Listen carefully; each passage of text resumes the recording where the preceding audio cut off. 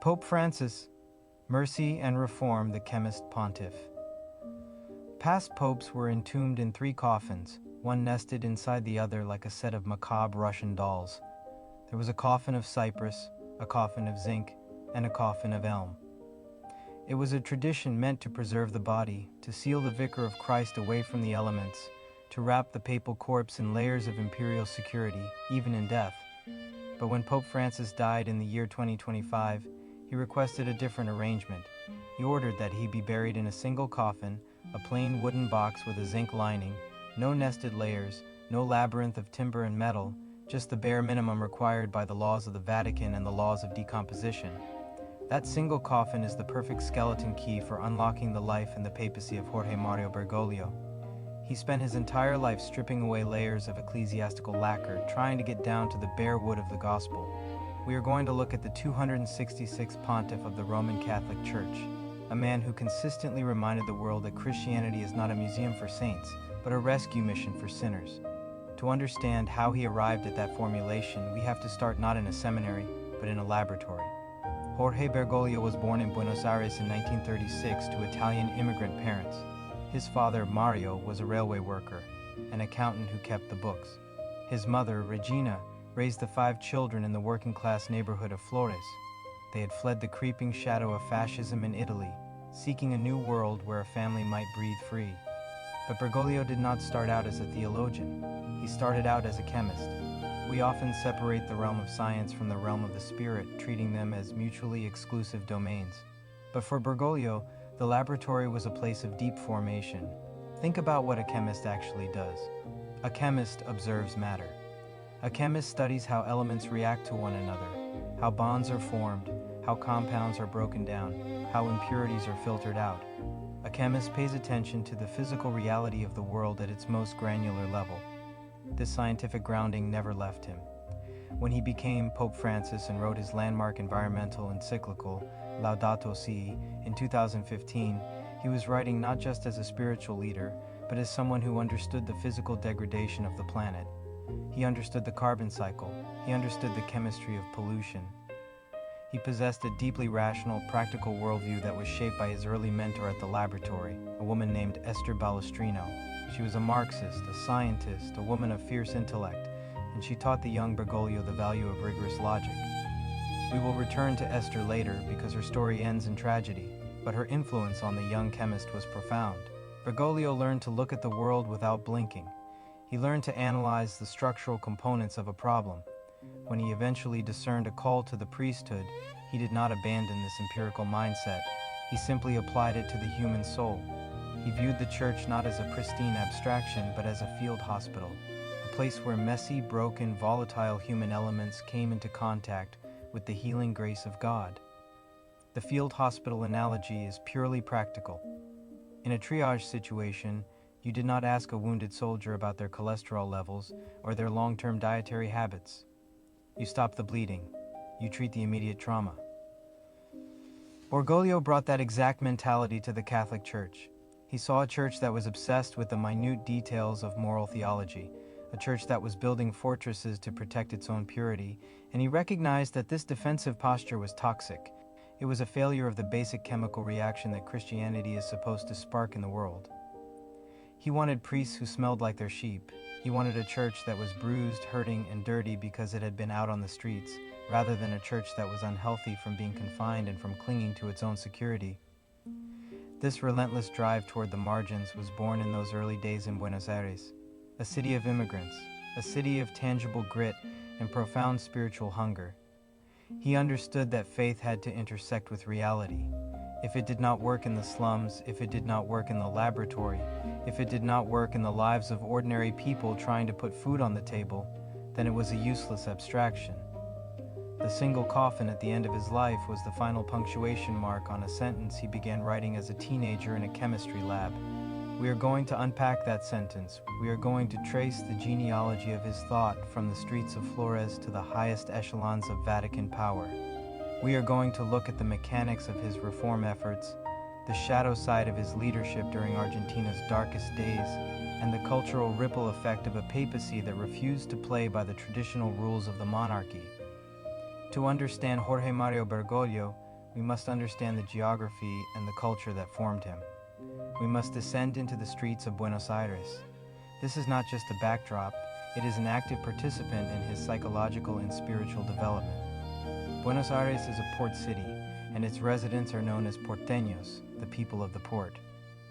This designation carries a specific cultural weight. Porteños possess a distinct identity, a sense of being a world unto themselves, a city-state perched on the edge of the vast South American continent, looking out toward Europe and back toward the Pampas. It is a city of immense beauty and crushing poverty, a place where European architectural grandeur collides with sprawling shanty towns, the Villas Miserias. Bergolio grew up in this environment of sharp contrasts.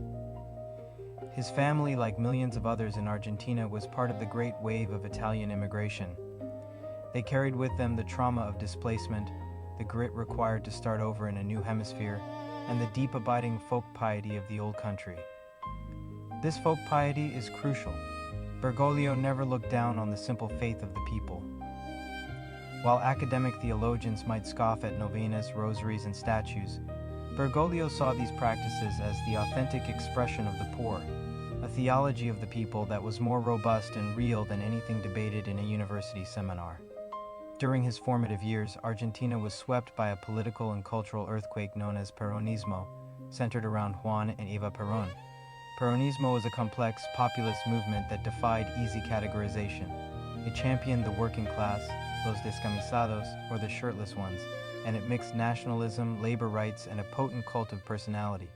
For the immigrant families of Buenos Aires, Peronism offered a vision of social justice, a promise that the marginalized would be brought into the center of the national narrative. While Bergoglio's own political views evolved and resisted simple partisan labels, the atmosphere of Peronism instilled in him a profound awareness of class dynamics.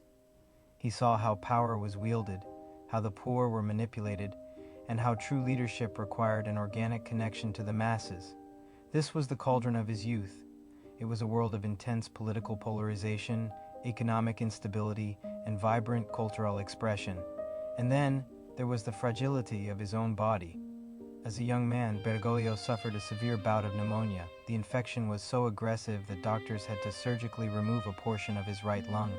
Medical science in the mid-20th century was not what it is today, and surviving such an operation was a defining ordeal.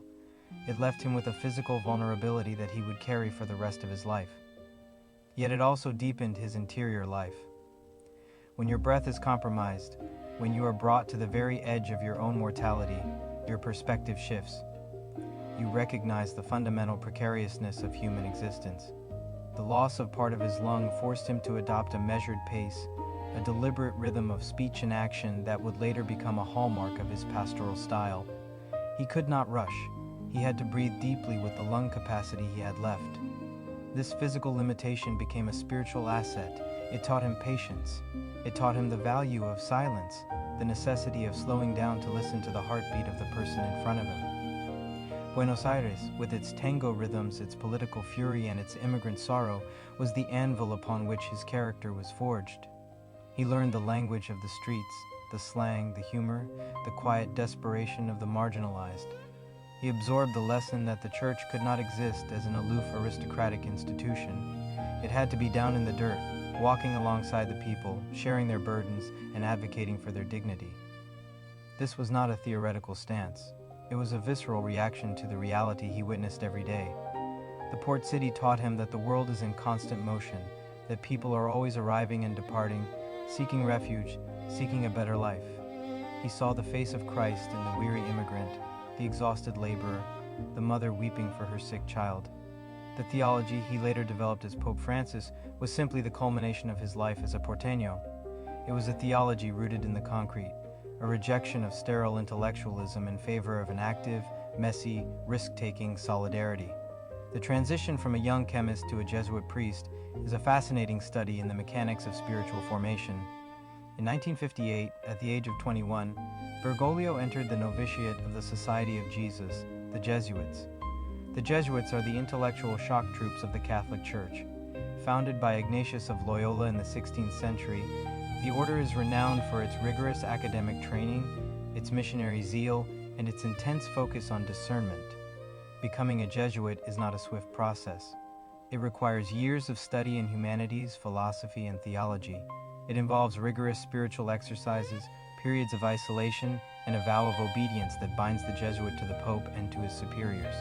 Bergoglio threw himself into this demanding regimen. He studied in Argentina and Chile, earning a licentiate in philosophy, returning to Buenos Aires to teach literature and psychology, and eventually being ordained a priest in 1969. What does it mean to be formed by Ignatius of Loyola? The core of Jesuit spirituality is the concept of finding God in all things. It is the belief that the divine is not confined to the sanctuary of a church, but is actively present in the secular world, in the sciences, in the arts, in the struggles of the poor. A Jesuit is trained to be a contemplative in action.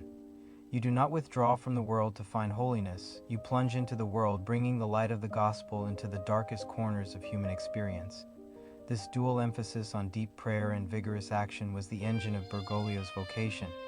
He learned to subject his own desires and impulses to the strict discipline of Ignatian discernment. Discernment is the process of sifting through the various movements of the soul, distinguishing the voice of God from the voice of the ego, the pull of grace from the lure of temptation. It requires brutal honesty, a willingness to confront one's own shadows, and a radical openness to the unexpected promptings of the Spirit. For Bergoglio, this training provided the scaffolding for his entire approach to leadership. He was never a rigid ideologue. He was always a man of discernment, constantly reading the signs of the times, adapting his pastoral strategy to the changing circumstances of his environment. This flexibility, this willingness to shift tactics while maintaining core principles, is a classic Jesuit trait. During his years of formation, the Catholic Church was undergoing a seismic shift. The Second Vatican Council, convened in the early 1960s, was blowing open the windows of the institution, calling for a renewal of the liturgy, a fresh engagement with the modern world, and a deeper appreciation for the role of the laity. Latin America was at the epicenter of this theological earthquake. The bishops of the continent gathered at Medellin in 1968 and articulated a preferential option for the poor, declaring that the Church must actively side with the oppressed in their struggle for liberation. Bergoglio navigated these turbulent waters with a nuanced approach. He embraced the call for social justice, but he was deeply skeptical of the more radical, Marxist-inspired strains of liberation theology. He favored what became known as the theology of the people, an approach that emphasized the innate wisdom and popular piety of the poor, rather than imposing a foreign ideological framework upon them.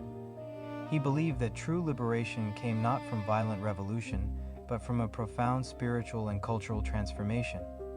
He wanted to empower the marginalized to become the protagonists of their own history.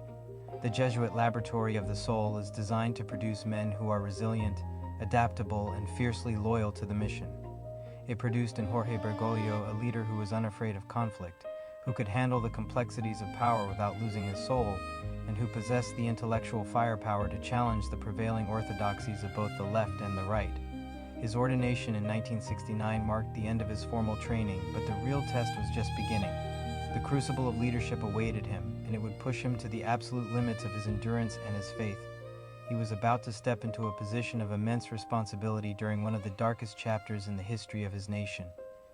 In 1973, at the exceptionally young age of 36, Jorge Bergoglio was appointed provincial superior of the Jesuits in Argentina. He was now the head of the order in a country that was rapidly spiraling into chaos. The political situation was deteriorating. Armed guerrilla groups were clashing with right-wing death squads. The economy was collapsing. And then, in 1976, the military seized power in a coup d'etat, installing a brutal junta led by General Jorge Rafael Videla. This marked the beginning of the process of national reorganization, a sanitized term for what the world would come to know as the Dirty War. The Dirty War was a campaign of state-sponsored terror aimed at eradicating any perceived left-wing subversion. The military junta did not just arrest its opponents, it vanished them. An estimated 30,000 people were kidnapped, tortured, and murdered. They became the desaparecidos, the disappeared. People were snatched from their homes in the dead of night, held in secret detention centers, subjected to unspeakable horrors, and often thrown alive and from airplanes into the freezing waters of the Atlantic Ocean. The victims were labor organizers, students, intellectuals, journalists, and anyone suspected of harboring dissenting views. The terror permeated every level of society. Trust evaporated. Fear was the currency of the realm. As the provincial superior of the Jesuits, Bergoglio found himself navigating a minefield. The Catholic Church in Argentina was deeply divided. Some members of the hierarchy actively colluded with the military regime, blessing their anti-communist crusade and turning a blind eye to the atrocities. Other priests and nuns inspired by liberation theology actively supported the resistance, working in the slums and denouncing the regime's human rights abuses. Several of these activist clerics were targeted and murdered by the death squads. Bergoglio had to steer the Jesuit order through this carnage. His primary objective, as he saw it, was the preservation of his men. He knew that open confrontation with the junta would result in the immediate slaughter of his priests. He adopted a strategy of quiet maneuvering, working behind the scenes to protect those who were in danger, while publicly maintaining a cautious, low-profile stance. This period is the darkest and most agonizing chapter of his life, a time when the moral calculus was impossibly complex and every choice seemed fraught with peril. The tragedy of the Dirty War struck devastatingly close to home for Bergoglio. His former boss and mentor from the chemistry laboratory, Esther Balestrino, the Marxist scientist who had taught him so much, became a target. Esther was a founding member of the Mothers of the Plaza de Mayo, a group of women who bravely gathered in the central square of Buenos Aires to demand information about their disappeared children. The military viewed these mothers as a profound threat. When the junta's agents began closing in on Esther, she contacted her old friend, the young Jesuit provincial. She asked him to hide her extensive library of Marxist literature, knowing that possession of such books was essentially a death sentence. Bergoglio agreed. He smuggled the books into a Jesuit seminary, putting himself and his novices at immense risk to protect his mentor, but the protection was not enough. In 1977, Esther Balestrino was abducted by the military, tortured and murdered, her body later washing up on the shore. The loss of Esther was a wound that never truly healed. It was a stark reminder of the absolute ruthlessness of the regime and the catastrophic cost of the conflict. Bergoglio was operating in a context where the rules of civil society had been obliterated. He was hiding fugitives in Jesuit houses, orchestrating secret escapes across the border, and trying to keep his priests from making themselves targets.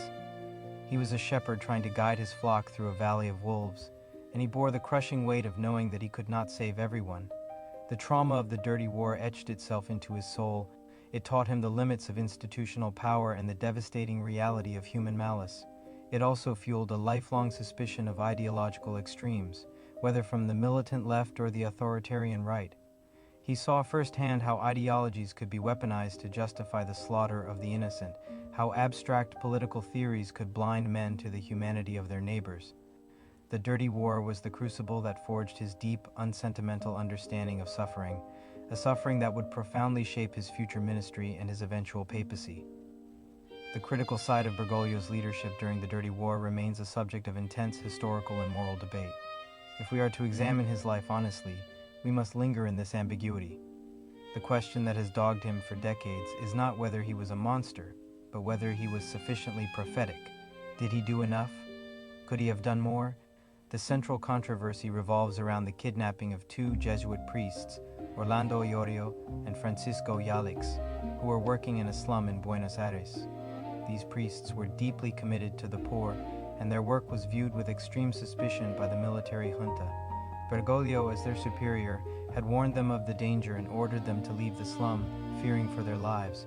The priests refused, believing their duty was to remain with the marginalized. Bergoglio then formally dismissed them from the Jesuit order, a move that stripped them of the official protection of the church hierarchy. Shortly after this dismissal, Iorio and Yalix were abducted by the Navy and held in a secret detention center, where they were brutally tortured for 5 months. The accusation leveled at Bergoglio by his critics is that by dismissing the priests, he essentially handed them over to the military, signaling that the church would not defend them. Some even suggested that he actively collaborated with the junta in their arrest. Bergoglio has vehemently denied these charges, and extensive investigations have failed to produce any evidence of complicity. On the contrary, witnesses have testified that Bergoglio worked frantically behind the scenes to secure their release, meeting secretly with the dictator Videla and the menacing Admiral Emilio Macera, leveraging whatever influence he had to plead for the lives of his priests. The priests were eventually released, dumped in a field, drugged and disoriented, but alive. This episode highlights the agonizing paradox of leadership under a totalitarian regime. The demand for prophetic purity, the desire for a leader to stand up and loudly denounce the evil in the public square, often collides with the gritty, pragmatic reality of keeping people alive. If Bergoglio had publicly condemned the junta, he might have become a martyr, a shining symbol of resistance.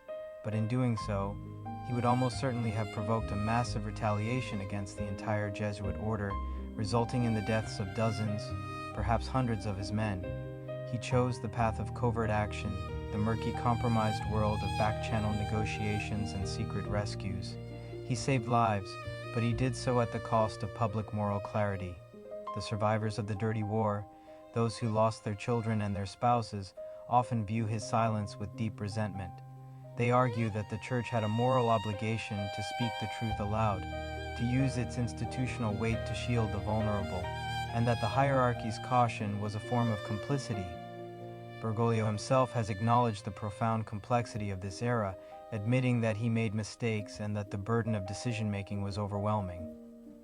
This unresolved tension is crucial to understanding the man. He is not a spotless hero, unblemished by the compromises of history. He is a man who navigated a living nightmare, making agonizing choices in a fog of fear and violence. The shadows of the dirty war followed him to the Vatican.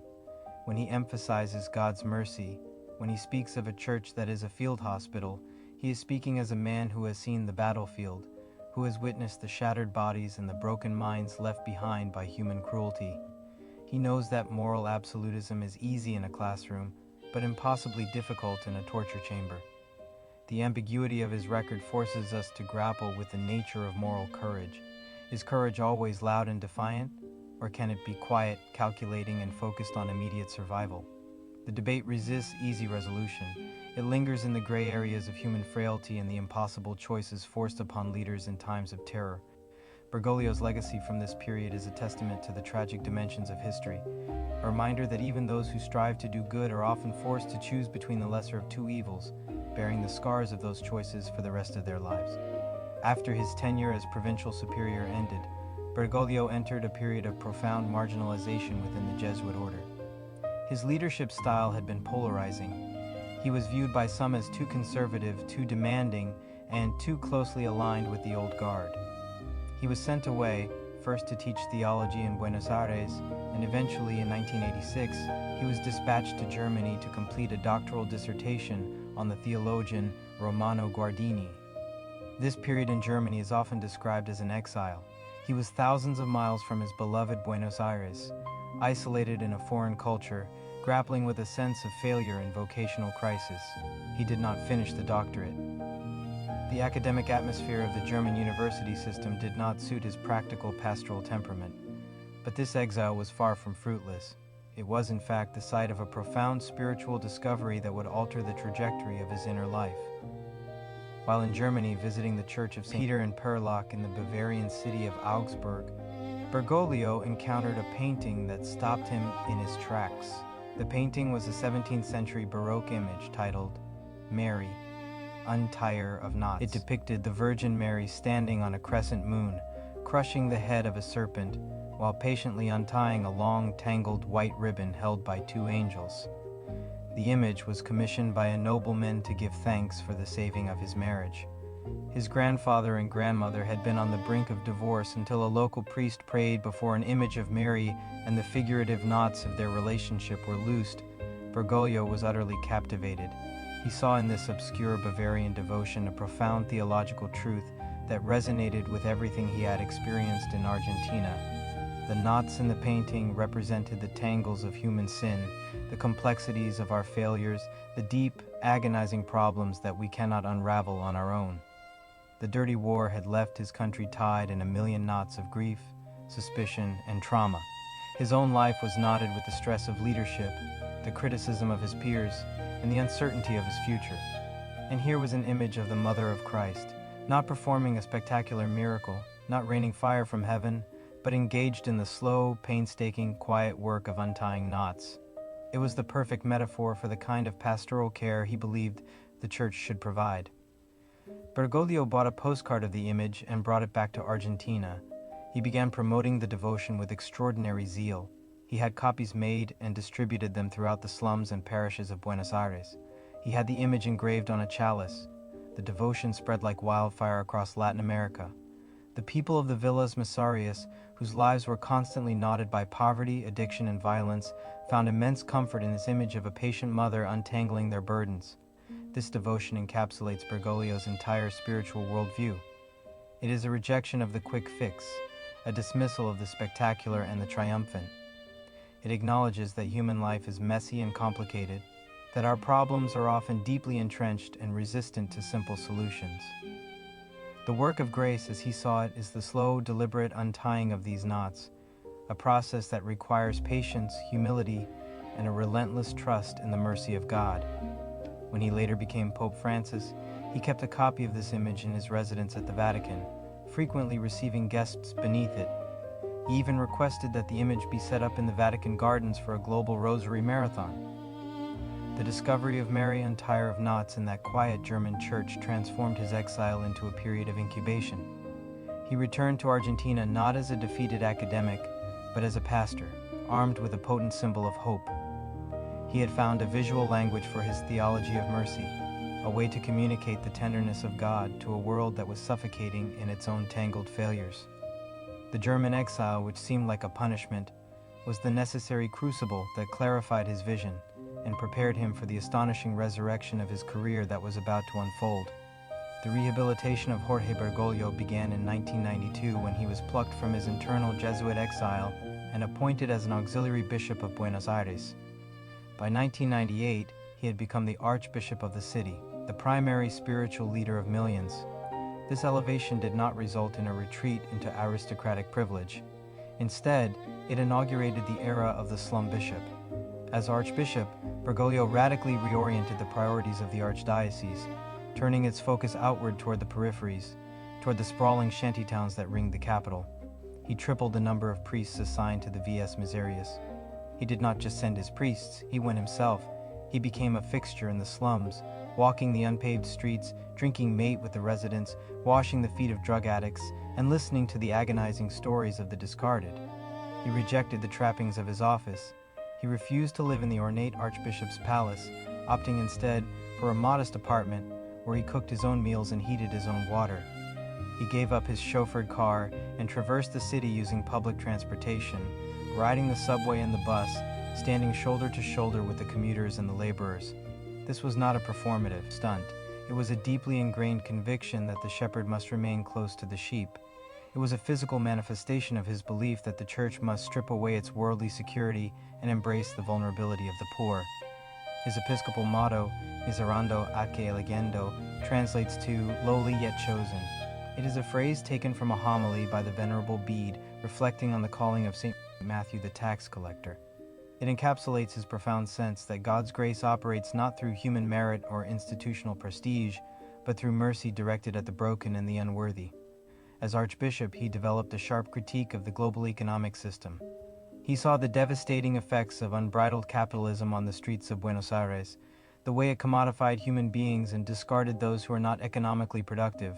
He began to articulate a vision of social justice that was deeply rooted in Catholic social teaching, condemning the idolatry of money and calling for a structural transformation that prioritized human dignity. He challenged the political establishment, speaking out against corruption, inequality, and the exploitation of the vulnerable. His leadership during the devastating Argentine economic crisis of 2001 cemented his reputation as a defender of the people. While politicians floundered and the economy collapsed, Bergoglio mobilized the resources of the church to provide relief, turning parishes into soup kitchens and distribution centers. He became the moral anchor of a nation adrift, a voice of clarity and compassion in a time of profound despair. This period solidified his pastoral methodology. He insisted that theology could not be done from a balcony. It had to be hammered out on the anvil of human suffering. He demanded that his priests step out of their comfortable rectories and engage the messy reality of their neighborhoods. He famously declared that he preferred a church that was bruised, hurting, and dirty because it had been out on the streets, rather than a church which is unhealthy from being confined and from clinging to its own security. The slum bishop was forging a new model of ecclesiastical leadership, one that discarded the imperial robes of the past and donned the work clothes of a servant. His reputation grew beyond the borders of Argentina.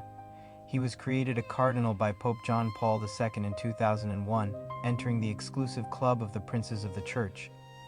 But he remained a prince who rode the bus, a prince who smelled like the slums. His commitment to the marginalized was absolute, and his critique of the self-referential church, a church focused only on its own preservation and internal politics, was sharpening. He was preparing the ground for a revolution that would eventually propel him out of Buenos Aires and into the very center of the Catholic world. The lessons learned in the Vidas Miserias were about to be broadcast to the entire planet. The papacy of Jorge Bergolio almost happened in 2005. Following the death of Pope John Paul II, the cardinals of the world gathered in Rome for the conclave. Bergoglio emerged as a leading candidate, the primary alternative to the theological heavyweight Cardinal Joseph Ratzinger. Reports suggest that Bergoglio received a significant number of votes, nearly blocking Ratzinger's election. But sensing that a drawn-out battle would divide the church, Bergoglio reportedly signaled to his supporters to shift their votes, effectively handing the papacy to Ratzinger, who became Pope Benedict XVI. Bergoglio returned to Buenos Aires, assuming his time had passed. He submitted his resignation as Archbishop when he turned 75, the mandatory retirement age, and prepared for a quiet end to his life, hoping to spend his final years in a retirement home for priests. He was ready to fade into obscurity, but history and the intense internal crisis of the Catholic Church intervened. In 2013, Pope Benedict XVI did the unthinkable. He resigned. The burden of the papacy, compounded by a sprawling bureaucracy, financial scandals, and the horrific reality of the clergy abuse crisis, had exhausted him. The See of Peter was vacant, and the cardinals returned to Rome in a state of shock and urgency. They recognized that the church was hemorrhaging credibility. The Vatican apparatus was dysfunctional, insular, and mired in scandal. They needed a reformer. They needed someone who could clean house, someone who possessed the pastoral touch to reconnect the church with the faithful. On the fifth ballot of the conclave, they elected the 76-year-old Jesuit from the ends of the earth. When the world learned of the election, they knew that something fundamental had shifted. He appeared without the traditional red mossetta, the velvet cape of papal authority. He simply wore the plain white cassock. He bowed his head and asked the massive crowd in St. Peter's Square to pray for him before he imparted his blessing. He chose the name Francis in honor of St. Francis of Assisi, the medieval friar who embraced poverty and rebuilt the ruined church. No pope had ever taken the name Francis. It was a manifesto in a single word. It signaled a papacy dedicated to peace, the poor, and the protection of creation. But the most radical gesture came shortly after his election, when he was shown the papal apartments in the Apostolic Palace. The apartments are a labyrinth of Renaissance grandeur, vast, opulent, and isolating.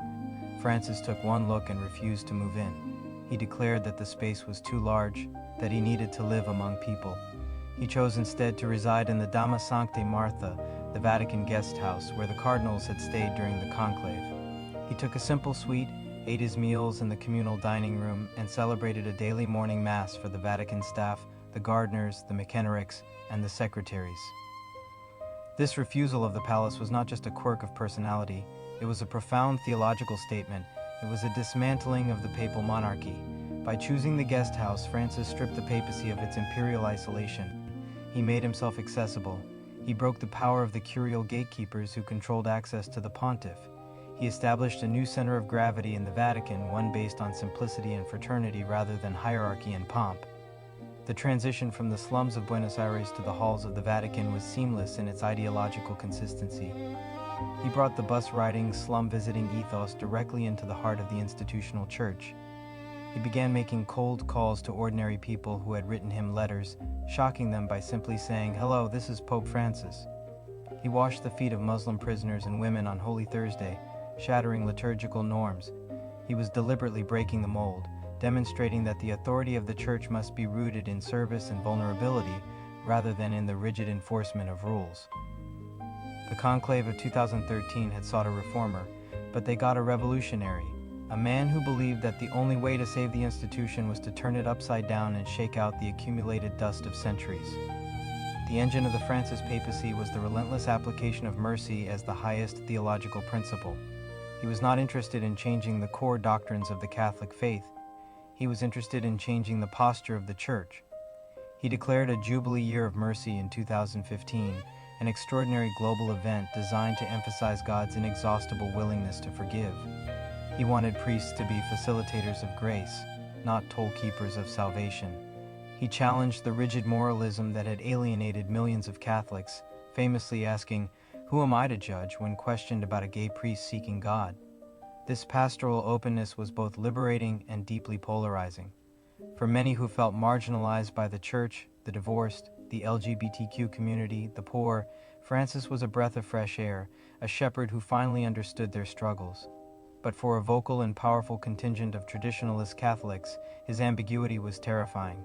They viewed his relaxed approach to doctrine as a dangerous capitulation to secular modernism, a betrayal of the absolute truths that the church was meant to defend.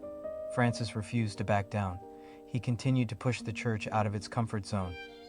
His most significant intellectual contribution to the global conversation was his 2015 encyclical Laudato Si'. Drawing on his background as a chemist, he addressed the ecological crisis with unprecedented urgency. He argued that the destruction of the environment is intimately connected to the exploitation of the poor. He coined the term integral ecology, insisting that we cannot separate our relationship with God from our relationship with the natural world. He challenged the global economic system, calling for an end to the throwaway culture and demanding a radical transition away from fossil fuels. He framed climate change not just as a political issue, but as a profound moral failure, a sin against the Creator and against future generations. In 2020, he released Fratelli Tutti, an encyclical focused on human fraternity and social friendship, calling for a new global solidarity in the wake of the pandemic and rising nationalism. He was positioning the Catholic Church as the primary global advocate for the marginalized, the immigrant, and the planet itself. But the mechanics of reform within the Vatican were grindingly difficult. He faced entrenched resistance from the curial bureaucracy, the so-called deep church, which fiercely protected its privileges and financial interests. He instituted significant reforms of the Vatican Bank, increasing transparency and cracking down on corruption. He tackled the agonizing crisis of clerical sexual abuse, lifting the pontifical secret that had shielded abusers and holding bishops accountable for cover-ups. Yet many victims and advocates argued that his actions were still insufficient, that the institutional instinct for self-preservation remained too strong. The Francis papacy was a chaotic, beautiful, messy attempt to drag a 2,000-year-old institution into the reality of the 21st century. He utilized the synodal process, gathering bishops and lay people from around the world to openly debate the future of the church, encouraging a culture of dialogue and listening that had long been suppressed. He wanted a church that was alive, breathing, and capable of making mistakes, rather than a rigid museum piece. He embraced the tension, believing that out of conflict and open discussion, the Holy Spirit would guide the church forward. He was a pope who governed by gesture as much as by document.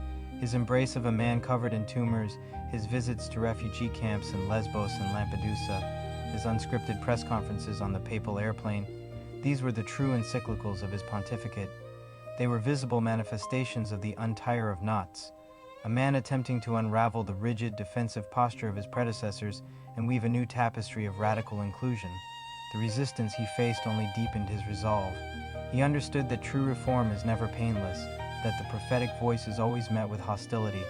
He pushed forward with the tenacity of a man who knew he was running out of time, a man with one lung trying to breathe new life into a vast, wheezing institution. Pope Francis passed away in the year 2025. The end of his life marked the conclusion of one of the most consequential and turbulent pontificates in modern history. Even in death, he continued his relentless campaign of stripping away the imperial artifice of the papacy. As we noted at the very beginning, he rejected the traditional triple coffin of cypress, zinc, and elm. He insisted on a single wooden box, a final visceral reminder of the simplicity he had championed since his days as the bishop of the slums. This single coffin is the ultimate synthesis of his life's work. It is the statement of a man who believed that the church must die to its worldly power in order to be resurrected as a credible witness to the gospel. The legacy of Jorge Mario Bergoglio is a landscape of profound, unresolved tension. He did not solve all the problems of the Catholic Church. The theological civil war between progressives and traditionalists continues to rage. The structural issues regarding the role of women, the celibacy of the priesthood, and the full inclusion of marginalized groups remain hotly debated. The shadow of the abuse crisis still hangs heavy over the institution. Francis did not offer a neat, tidy resolution to these agonizing complexities. Instead, he altered the fundamental trajectory of the conversation. He changed the center of gravity. He proved that the papacy does not have to be a monarchical fortress. He demonstrated that a leader can be vulnerable, that a pope can ask for forgiveness, that the church can be a place of dialogue rather than a dictatorship of dogma. He took the theology of the people that he learned in the streets of Buenos Aires and elevated it to the universal stage. He forced the global north to listen to the cries of the global south. He demanded that we look at the physical degradation of our planet and recognize it as a spiritual crisis. He took the image of Mary, untie her of knots, and made it the pastoral blueprint for a wounded world, reminding us that salvation is a slow, patient process of untangling the mess we have made of our lives and our societies. The boy who studied chemistry in a Buenos Aires laboratory grew up to be the man who tried to fundamentally alter the chemical composition of the Catholic Church, adding the catalyst of mercy to break down the hardened compounds of clericalism and judgment. He leaves behind a church that is less secure in its worldly power, but perhaps more authentic in its spiritual mission. He leaves behind a blueprint for leadership that prioritizes the marginalized, embraces complexity, and refuses to hide behind the velvet ropes of privilege. His final act, the single, unadorned coffin, is a challenge to all of us. It asks us, what are we clinging to? What layers of security and status are we using to protect ourselves from the raw, beautiful, terrifying reality of human existence? It is a reminder that in the end, we all go into the earth the same way, and that the only thing that matters is how much mercy we have shown along the way. Thank you for taking this deep dive with me today. This is a conversation that requires continuous unpacking, a complex life that defies simple categorization. If this exploration shifted your perspective, if it gave you a new lens to view history, leadership, and faith, I invite you to share this episode with a friend. Send it to someone who wrestles with these same questions. Let the conversation continue offline, person to person, untying the knots together